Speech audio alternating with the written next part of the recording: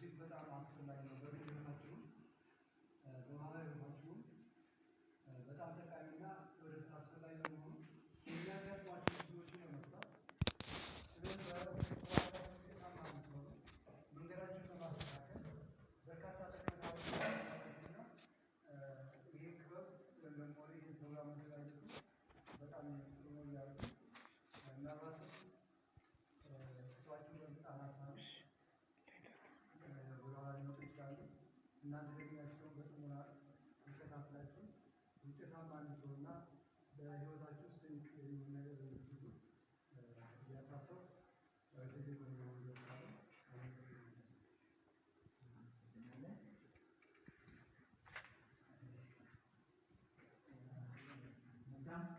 እንግዲህ እዚህ እንደምታዩት የህይወት ክህሎት ምንድን ነው ከሚለው መግቢያ እንደመግቢያ የምንወስደው ምንድን ነው የህይወት ክህሎት ምንድን ነው የሚለው ስለሆነ በመቀጠል ግቢያችንን ማወቅ ግቢያችን ውስጥ ምን አለ ቀድሞ ከነበርንበት ከቤታችን ከቤተሰብ ጋር ሆነን በነበረበት ጊዜና አሁን ወደ ኮሌጅ ስንመጣ ራሳችንን ለአደጋ የሚያጋልጥ ምን ነገር አለ? ግቢያችንን ማወቅ አንድ ነገር።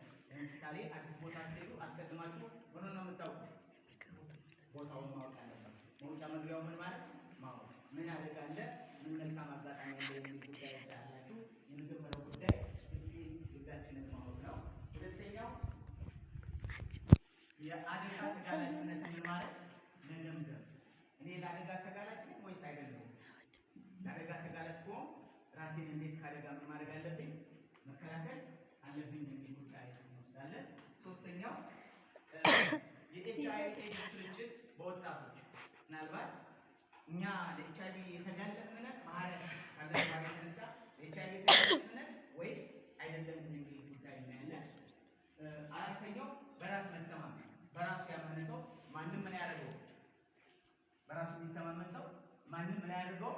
አያጭበረብረው። ስለዚህ እንዳንጭበረበር ማንም የመጣ ሁሉ እንዳያጭበረብረን፣ ሴቶችም ሆኑ ወንዶች ሰው እንዳያጭበረብረን በራሳችን ምን ማድረግ አለብን?